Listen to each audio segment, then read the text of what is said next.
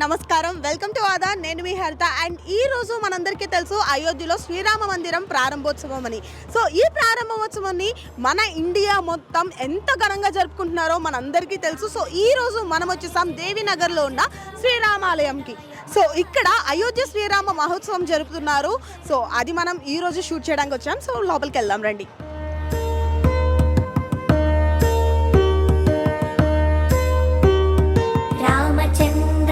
जनकराजजा Manoharrai मामकाभीष्टदाय महितमङ्गलम्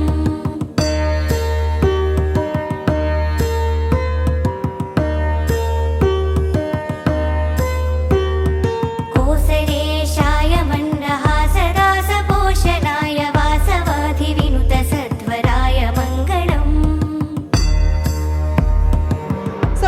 BJP కార్యకర్త అయిన కరుణ గోపాల్ గారు మనతో ఉన్నారు.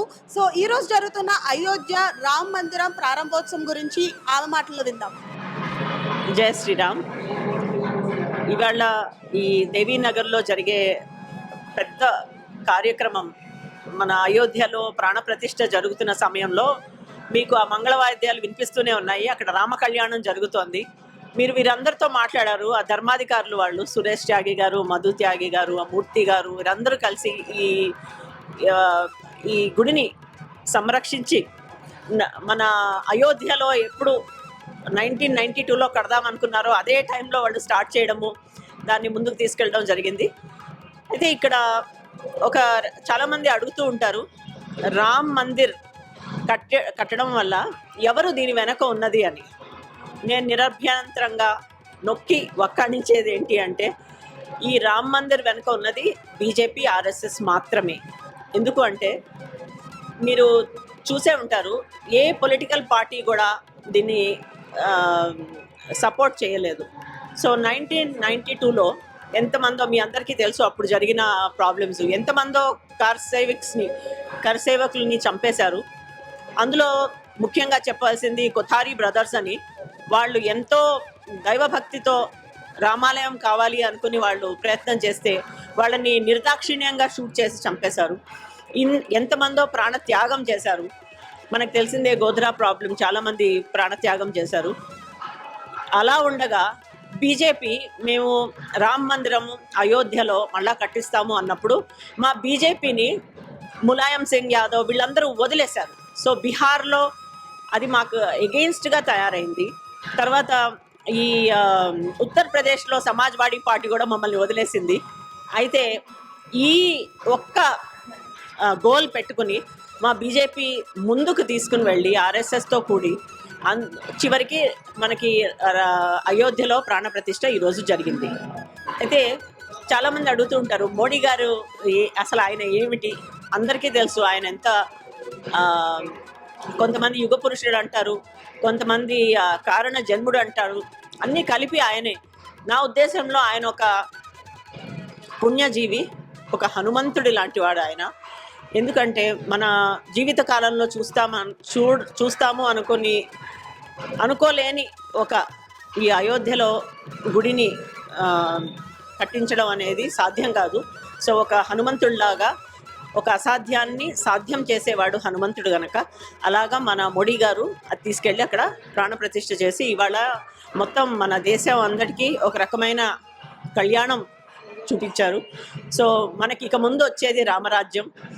మనకి ధార్మికంగా మన దేశం నడవాలనే ఒక ఉద్దేశంతో రాముడు అనేవాడు అందరికీ తెలుసు. ధర్మాన్ని పట్టుకుని వెళ్ళేవాడు రాముడు. సో ఆయన వల్ల మనం నేర్చుకోవాల్సినవి చాలా ఉన్నాయి.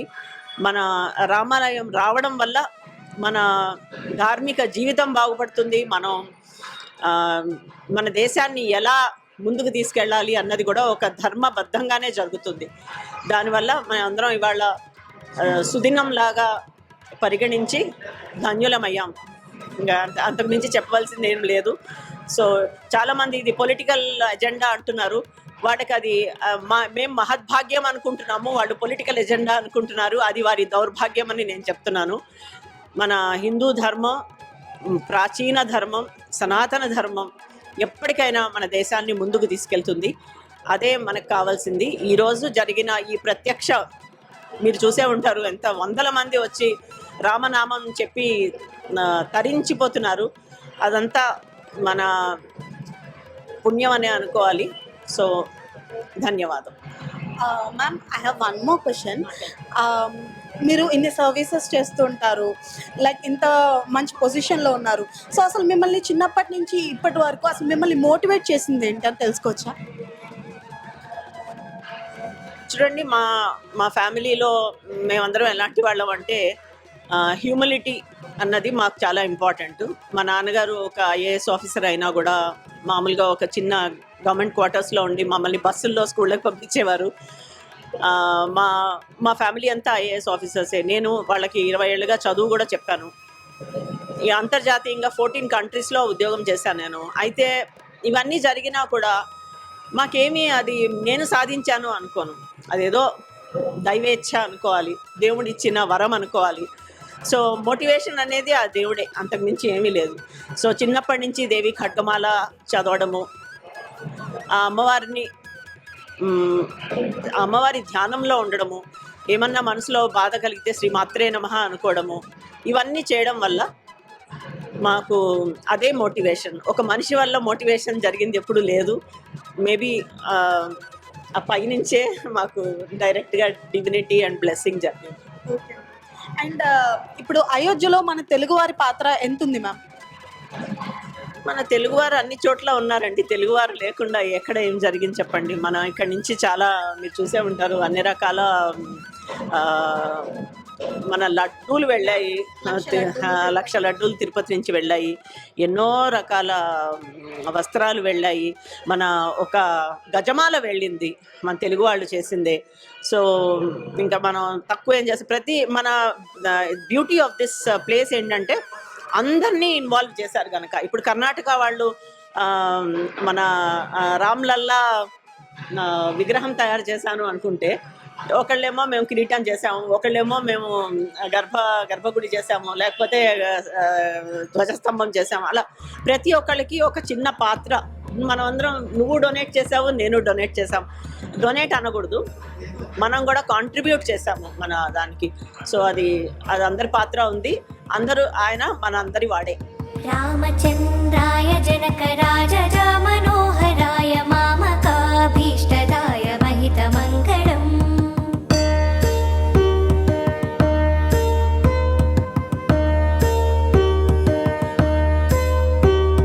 రామచంద్రాయ జనక రాజజ మనోహరాయ మామకాభీష్టదాయ మహితమంగళం.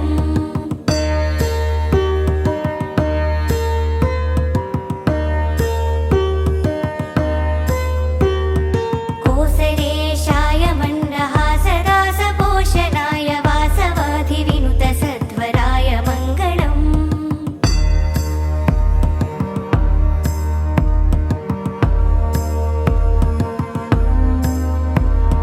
చారు కుంకుమోపేత చందనానుచర్చితాయ హారకటక శోభితాయ భూరి మంగళం. ఈమె పేరు కరుణా గోపాల్ గారు. ఈమె ఫౌండర్ ప్రెసిడెంట్ ఫ్యూచరిస్టిక్ సిటీస్ అని ఒక ఇంటర్నేషనల్ ఎక్లైమ్డ్ ఆర్గనైజేషన్కి ఫౌండర్ ప్రెసిడెంట్. అలాగే స్మార్ట్ సిటీస్, మన నరేంద్ర మోడీ గారు అర్బన్ డెవలప్మెంట్ ఆఫ్ స్మార్ట్ సిటీని డిజైన్ చేయబడితే she was the member in that. I think she took the lead to make that, అంటే ఆ యొక్క కార్యక్రమాన్ని ముందుకు తీసుకెళ్లిన వ్యక్తి. అలాగే కాకుండా 2018లో ఇప్పుడున్న గవర్నమెంట్ ఏదైతే ఉందో సెంట్రల్ గవర్నమెంట్, వారు మేనిఫెస్టో తయారు చేయడంలో ఇప్పుడున్న మంత్రులతోటి ఈమె మెంబర్ 4 మంత్రులు ఉన్నారు. ఈసారి కూడా మేడం అలాగే మేనిఫెస్టో కమిటీలో ఉండి మన యొక్క కార్యక్రమాలన్నీ కూడా అందులో పొందుపరిచి మంచిగా ముందుకు తీసుకెళ్లాలని కోరుతున్నాను. నాకంటే ఒక 2 నిమిషాలు మేడం మాట్లాడాలని కోరుతున్నాను.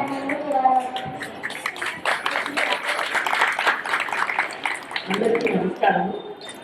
ఈ శుభదినం నన్ను ఇక్కడ అతిథిగా పిలిచిన సురేష్ త్యాగి గారికి, మధు త్యాగి గారికి, పిటి శ్రీనివాసన్ గారికి, మూర్తి గారికి అందరికీ ధన్యవాదాలు. మీ ముందు నుంచి మాట్లాడేంత అర్హత లేదేమో నాకు. నేను ఇంకా చిన్నపిల్లలే. ఇప్పుడు బాగా వయసు మీద వచ్చి జ్ఞానం పెరిగిన వాళ్ళు చాలా మంది ఉన్నారు ఇక్కడ మీలో. మీ అందరికీ నమస్కారం.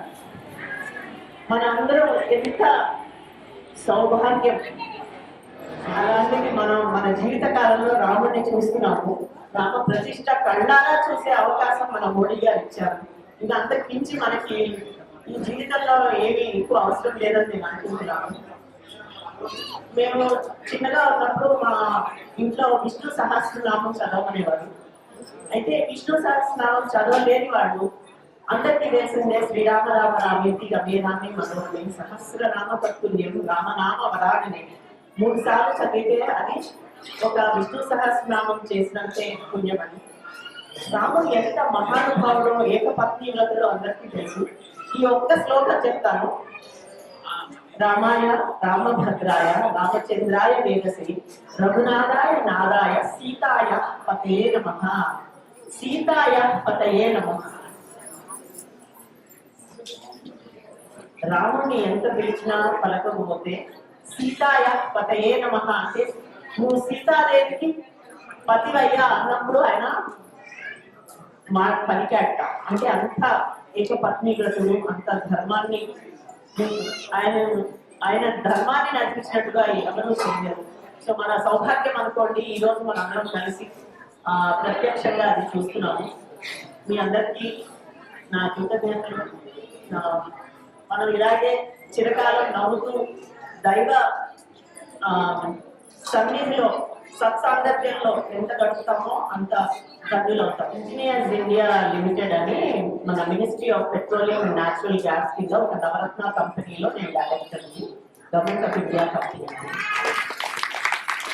ఇదే కాకుండా మొన్న ప్రధానమంత్రి మోడీ గారు మేడం మీరు ఒక కాన్స్టిట్యున్సీ ఎన్నుకోండి, అక్కడి నుంచి మీరు నుంచోవాలని చెప్పారు.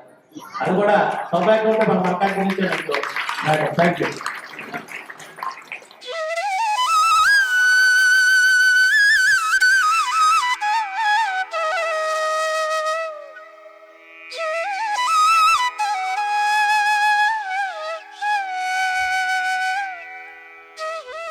హలో అండి, ఇప్పుడు మనతో కరుణా గోపాల్ గారు అండ్ అలాగనే వాళ్ళ ఫ్యామిలీ మెంబర్స్ మనతో ఉన్నారు. సో ఇప్పుడు వాళ్ళతో మాట్లాడి మనం కూడా తెలుసుకుందాము. హలో అండి.